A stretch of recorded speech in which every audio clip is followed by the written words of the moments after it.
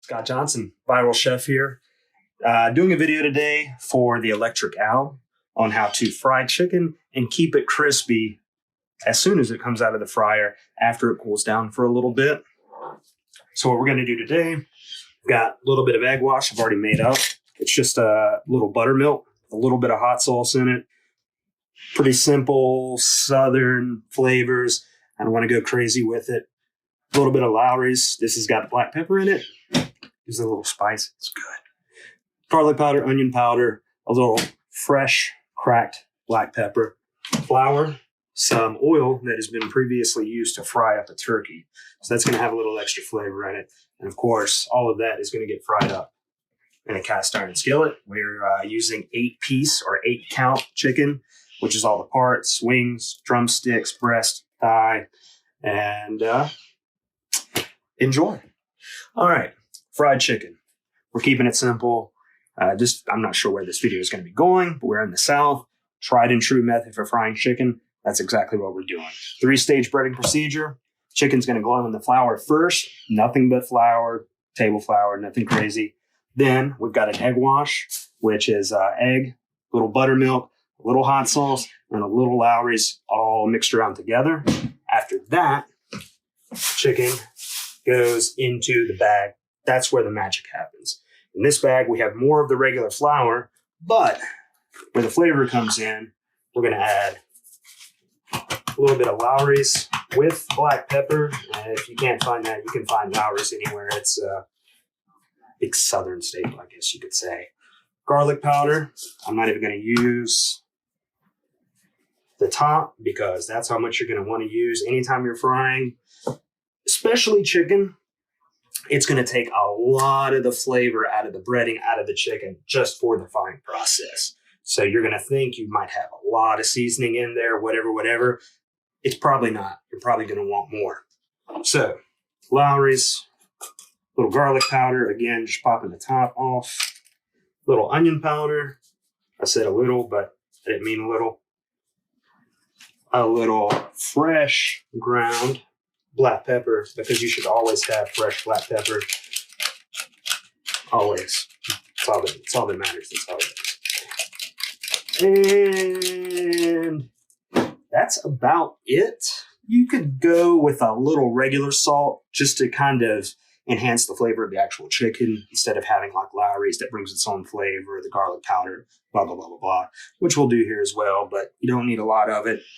I'd say maybe for what we've got here, a teaspoon, somewhere around there. So again, tried and true method. Paper bags work better. If you don't have paper bags, you save a lot of plastic bags like we do. Throw it all in there. Give it a shake. Use 2 or 3 or 4 because they always have holes.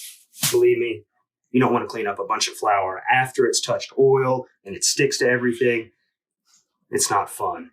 We wouldn't be making this video right now if that was happening. So 3 or 4 bags, get your flour, get your seasonings, your salt, all that in there, shake that around. Once that's ready to go, you can go ahead and get your oil in your pan. We've got it heating up, medium high heat. You'll be able to see the little ripples once the oil gets warm. If you don't trust that, you can take a little drop of water off your finger. If you get a little bubble, you're good to go. So now that that's done, we're going to do the 3-stage bread with the chicken, and we'll be back with that. All right, time to bread. So 3-stage breading procedure, like I said, flour, egg wash, flavored flour. Go to the regular flour first. That will help the egg wash stick to the chicken, which will help the flavored flour stick to the chicken. Comes out of the egg wash, let it drip off a little bit. Then you can go into your bag with your flavored flour, Lawry's, salt, pepper, garlic powder, onion powder. If you want to use gloves, you can. I don't. Doesn't bother me. But you are going to get a little messy. So, chicken goes in there. Step 1, 2, 3. Shake it around a little bit. You don't need to do it very much. It gets pretty well coated pretty quickly, as you are about to see. Go back in, pop that out.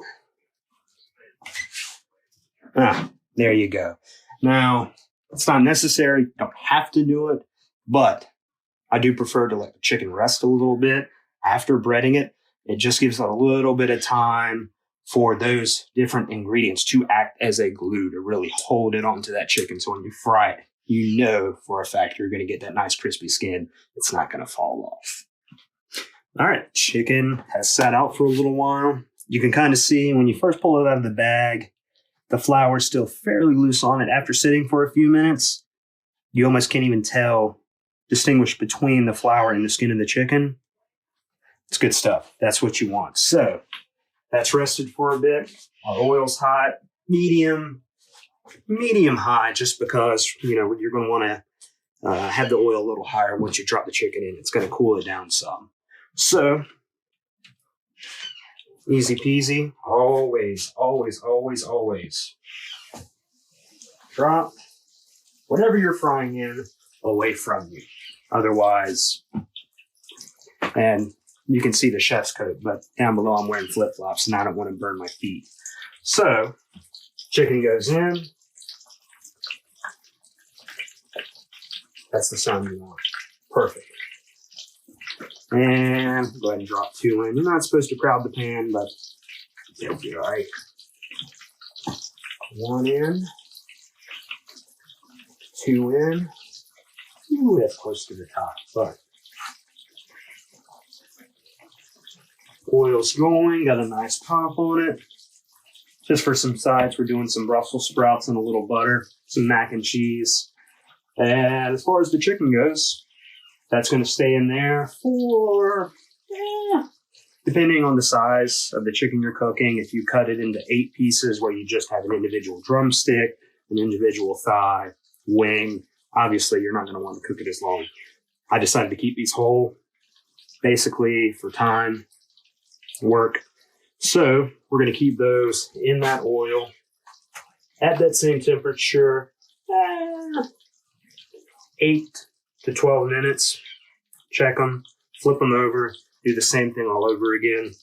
And if the breading does start to get a little dark, we can always pull it out of the pan, set it back on the rack. It's not going to get soggy. It'll stay crispy. Once it goes from there, throw it in the oven on high, 375 to 400.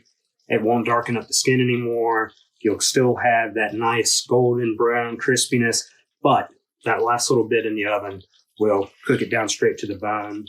You won't get salmonella in your chicken. Back again. Chicken's been in the oil, frying over medium heat for about 10 minutes or so.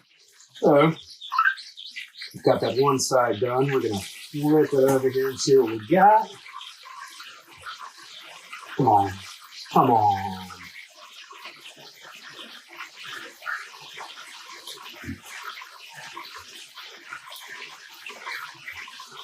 Now, that piece probably could have gone a little bit longer,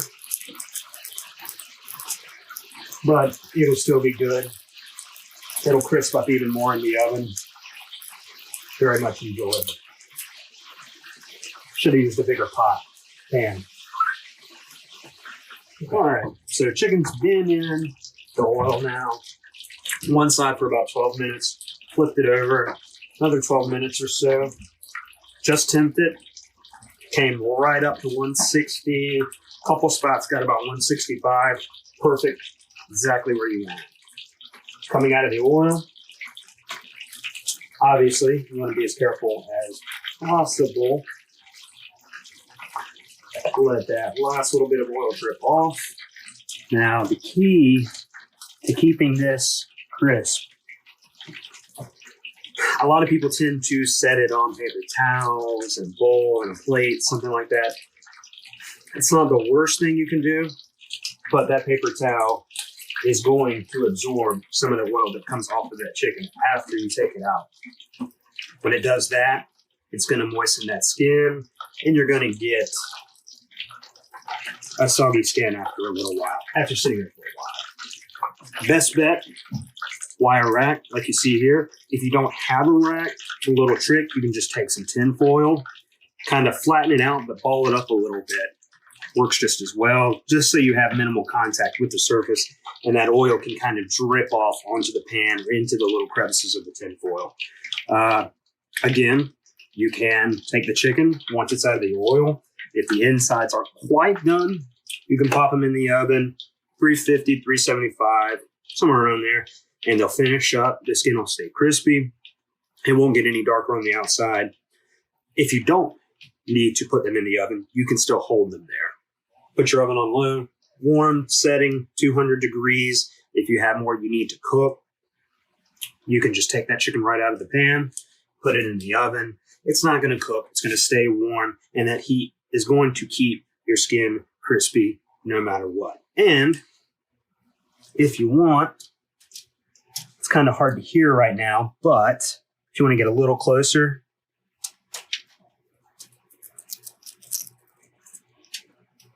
crispy fried chicken. Thank you, Electric Owl. Hope this helps. I'm Scott Johnson, the Viral Chef. Eat good.